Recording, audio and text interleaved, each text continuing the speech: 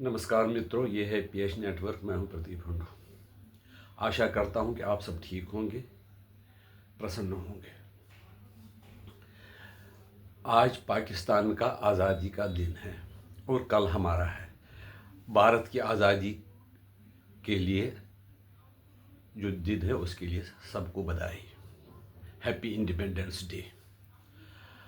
आज मैं बात करूंगा कि पाकिस्तान में डेमोक्रेसी क्यों नहीं पनपी और हिंदुस्तान में कैसे इसने जड़ें इतनी मजबूती से पकड़ी है कि यहाँ पर को की कोई गुंजाइश नहीं है। पाकिस्तान में जब आज़ादी मिली तो जो वहाँ के कायदे आज़म जिसको वो बोलते हैं अली मोहम्मद जिन्ना, उनकी मौत जल्दी हो गई। उसके बाद लियाकत अली को मारा गया, वो प्राइम मिनिस्टर थे। उसके बाद वहाँ पर ज़्यादातर आर्मी का रोल रहा। वहाँ पर जो भी प्राइम मिनिस्टर आए वो कुछ देर के लिए रहे, फिर आर्मी का ही कब्ज़ा हो गया। जैसे अयूब खान, याहिया खान, ज़ियाउल हक, परवेज़ मुशर्रफ, जनरल बाजवा, अब फील्ड मार्शल आसिम मुनीर, और बाकी जो पता है कि आपको जुल्फ़िकार अली भुट्टो को फांसी दी गई। जो उसकी बेटी बेनज़ीर भुट्टो, उसको मरवाया गया। नवाज शरीफ पर कुछ केस चलाए गए और उसके बाद एग्रीमेंट हो गए और उनको इंग्लैंड भागना पड़ा। अब जो ये पावरफुल जिसको लोगों का सपोर्ट अभी भी है, इमरान खान, वो जेल में पड़ा हुआ है और आर्मी का रूल लगा हुआ है। लेकिन क्या कारण है कि आर्मी का ये रूल वहाँ पर ज़्यादा चलता है? वैसे ये है कि जहाँ पर भी इस्लामिक स्टेट है, इस्लामिक स्टेटों में ज़्यादातर जो जिसके पास पावर रहता है वो फिर छोड़ने के लिए तैयार नहीं हो जाता है, उस पावर को अपने लिए इस्तेमाल करते। जैसे आप देखो, सऊदी अरबिया है, कतर है, वहाँ पर बादशाह है, अमीर है। ईरान में भी पहले शाह रज़ा पहलवी थे, वो उसने भी कंट्रोल किया था डिक्टेटरशिप तरीके से। अब ईरान में जो भी है, वहाँ के चीफ खोमैनी साहब, वो भी एक बार आ गए तो वो छोड़ने के लिए तैयार नहीं है।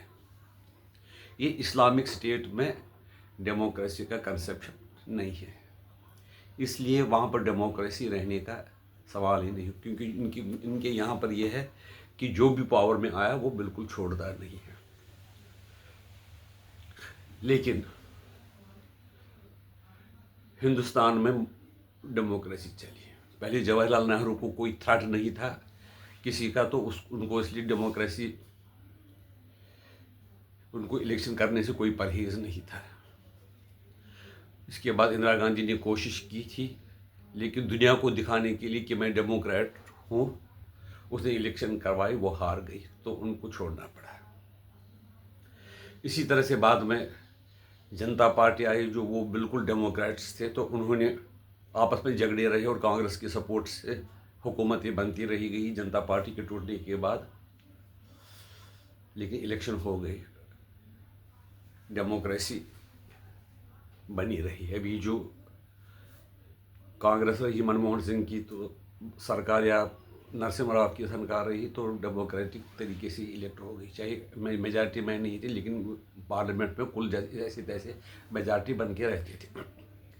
इसी तरह से इस वक्त की भी है, वो इलेक्शन से आए हैं। लेकिन अभी ऐसा है कि जो राहुल गांधी और उस कांग्रेस है उस डेमोक्रेसी पर हमला करना चाहते हैं। वो कहते हैं जो हमारे इंस्टीट्यूशन जिनके कारण से हम डेमोक्रेटिक कंट्री बने हुए हैं, उन पर वो हमला कर रहे, चाहे इलेक्शन कमीशन हो, जब सुप्रीम कोर्ट के निर्णय आप उनके खिलाफ आ जाएं, ऐसे ही जो जांच एजेंसियां है, ईडी वगैरह, आईबी, सीबीआई, और कभी कभी सुप्रीम कोर्ट पर भी वो हमला कर रहे हैं जब उनके पक्ष में निर्णय नहीं आ जाए। लेकिन ये सब पता है कि वो डेमोक्रेसी को ख़त्म करने की साजिश है। उसमें उनको, मुझे लग रहा है कि जो कुछ फॉरेन की ताकतें हैं जो इंडिया को मजबूत नहीं देखना चाहती है, वो उनको सपोर्ट कर रही है। इसलिए भी वो लीगल तरीके से नहीं, इलीगल तरीके से हुकूमत हथियाना चाहते हैं। इसमें वो पावर जो है, जो नहीं चाहते कि हिंदुस्तान एक नंबर 1 कंट्री बने, बड़ी प्रोग्रेस करे, लोगों को सुख सुविधा दे, वो ही चाहते हैं कि हिंदुस्तान के लोग गुलाम ही रहे। जैसे कि अभी ट्रंप कहा था कि किसानों के लिए हमें परमिशन दे दो, डेयरी एग्रीकल्चर। उनका मकसद था कि ये जो किसान है वहाँ पर 70% लोग किसान हैं, वो हमारे गुलाम बन के रहे, डायरेक्टली नहीं तो इनडायरेक्टली वो हमारे गुलाम रहे। लेकिन ये जो हिंदूज हैं, पुराने काल से जब हमारे यहाँ राजाओं का टाइम होता था तो उनके उनके पास एडवाइज़र होते थे, वो सलाह मशवरा करते थे, आपस में डिस्कशन करते थे, तर्क वितर्क करते थे, ताकि उसके बाद ही कोई निर्णय ले लेते थे, ताकि एक किस्म की इनडायरेक्ट डेमोक्रेसी थी। पंचायत का जो सिस्टम है वो नाम हिंदुस्तान से ही पड़ा। पहले पंचायत वगैरह जो किंग पंचायत का सिस्टम है वो हिंदुस्तान से ही निकला है, ये जो हिंदुस्तान में मानी हुई बात है। लेकिन बाकियों में पर देर से डेमोक्रेसी आ गई। यहाँ पर विदेशियों ने हमारा कब्ज़ा किया तो उन्होंने इस डेमोक्रेसी को नष्ट किया। लेकिन फिर अंग्रेज़ों का भी रहा, उन्होंने ज़्यादा ही किया। लेकिन जब 1857 का विद्रोह हुआ, फर्स्ट वार ऑफ इंडिपेंडेंस, तो अंग्रेज़ों ने देखा यार ये क्या बात है कि इन्होंने हमारे खिलाफ विद्रोह क्या किया। तो उन्होंने आर्मी का पुनर्गठन किया, 4 कमांडर बनाए, eastern command, western command, southern command and northern commander. Northern commander Rawalpindi और वेस्टर्न कमांड कलकत्ता। क्वेटा में भी ईस्टर्न कमांड कलकत्ता और वेस्टर्न कमांड क्वेटा, और दूसरा चौथा जो सदर्न कमांड वो मद्रास में रखा गया। लेकिन यानी कि वो 4 ग्रुप बनाए गए। अगर आर्मी को कभी को भी करना था, वो चारों जब तक इकट्ठे नहीं सहमत नहीं होते तब तक जाकर आर्मी के खिलाफ को नहीं किया जा सकता, उनके पास को करने की कोई गुंजाइश नहीं होती। उसके ऊपर चारों के ऊपर कमांडर इन चीफ बनाया गया था, जो कि कलकत्ता कमांड जो है, ईस्टर्न कमांड के चीफ वो कलकत्ता कमांड थे, बंगाल कमांड थे, उनको ही कमांडर इन चीफ बनाया गया था। इस तरह से आर्मी को 4 हिस्सों में डिवाइड किया गया, यानी कि एक हिस्से को दूसरे हिस्से कंट्रैक्ट नहीं, दूसरे को तीसरे हिस्से नहीं। इसमें भी जो रेजिमेंट वगैरह बनाई गई वो जाति के हिसाब से बताई। अगर एक जाति आपके फेवर में है तो दूसरी जाति आपके खिलाफ होगी। जिन्होंने 1857 में हिंदुस्तान की जो सरकार को सपोर्ट दिया उनको अलग इज्जत मिली, जिन्होंने विद्रोह किया है उनको कम इज्जत मिली। इस हिसाब से अंग्रेज़ों ने आर्मी बनाई।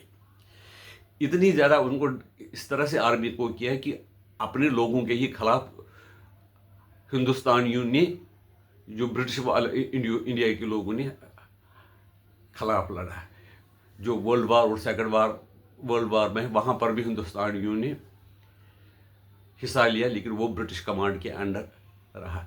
लेकिन थोड़ा सा कभी कभी आप बोलोगे थोड़े से रिबेलियन हुई, जैसे आज़ाद हिंद फौज बने, वो छोटा सा ग्रुप था जो कि ज़्यादा कामयाब नहीं रहा। उसके बाद आज़ादी से 1 साल पहले नेवी का रिवोल्ट हुआ, तो लेकिन नेताओं ने उनको समझाया कि हम अगर इस तरह से करेंगे तो हमारा जो मकसद है पीसफुल तरीके से आज़ादी लेने का वो पूरा नहीं होगा।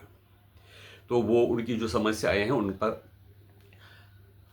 उनका समाधान किया गया और उन्होंने वो रिवोल्ट ख़त्म कर दिया।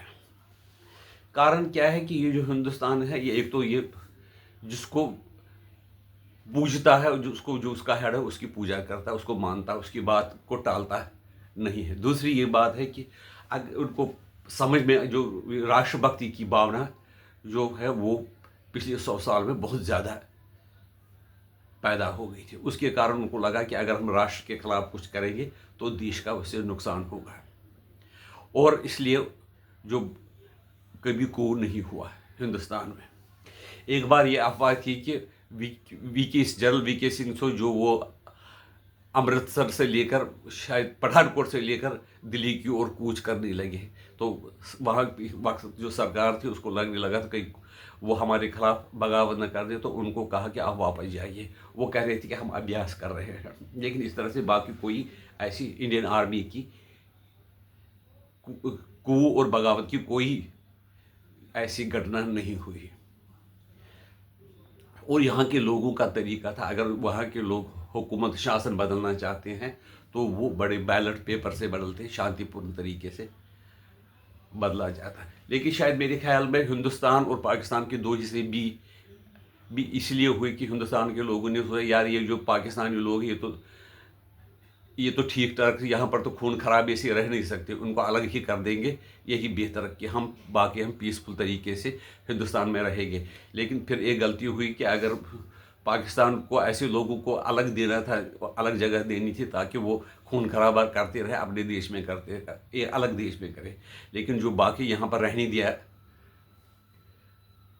मुस्लिम्स को, वो गलती हुई जिसके कारण अभी भी हम इस देश को भी गज़वा हिंद की ओर प्रयास कर रहे हैं, कन्वर्शन का प्रयास कर रहे हैं। इलीगल मदरसे बनाए जाते हैं, दरगाह बनाए जाते हैं, जिससे कि किसी तरीके से लैंड भी और ये कैप्चर करे, इलीगल तरीके से लाव जहाद भी करे और बाकी चीज़ों से तरीके भी हिंदुस्तान को कमज़ोर करने का प्रयास करे। लेकिन मेरा ये मानना है कि इस्लाम में डेमोक्रेसी पॉसिबल नहीं है और हिंदुस्तान में लोग डेमोक्रेसी को पसंद करते हैं। और इस तरह से अंग्रेज़ों ने भी आर्मी को इस तरह से बांटा था ताकि वो एक दूसरे के खिलाफ, वो शासन के खिलाफ, अंग्रेज़ों के खिलाफ जा ही नहीं सकते थे। इसको इस तरह से आर्मी को डिवाइड किया था डिफरेंट कमांड्स में। लेकिन ओवरऑल जो बात है वो ये है कि भारत के लोग डेमोक्रेसी में विश्वास करते हैं और आर्मी जो कि वो बड़े राष्ट्रभक्त होते हैं, नेशन के प्रति वफादार होते हैं। उनको पता है कि अगर हम डेमोक्रेसी जो आर्मी की तरह से हुकूमत करें न तो हम टिक पाएंगे, न लोग इसको एक्सेप्ट करेंगे, न हम हुकूमत कर पाएंगे और देश का नुकसान होगा। आपकी राय अगर मेरे से सेम है तो हमें बता दीजिए। अगर आपकी राय मेरी राय से अलग है तो वो भी आप अपने कमेंट में लिख लीजिए। और आपसे ये अनुरोध है कि आप अपने मोबाइल पर हमारे वीडियो को लाइक कीजिए और जिन्होंने चैनल को सब्सक्राइब नहीं किया तो वो सब्सक्राइब करें, और जिन्होंने किया हुआ है, हमारे अभी 700 होने वाले हैं, इसके लिए भी जिन्होंने किया उनको बहुत ही धन्यवाद देता हूँ। वंदे मातरम, भारत माता की जय। पुनः एक बार हैप्पी इंडिपेंडेंस डे।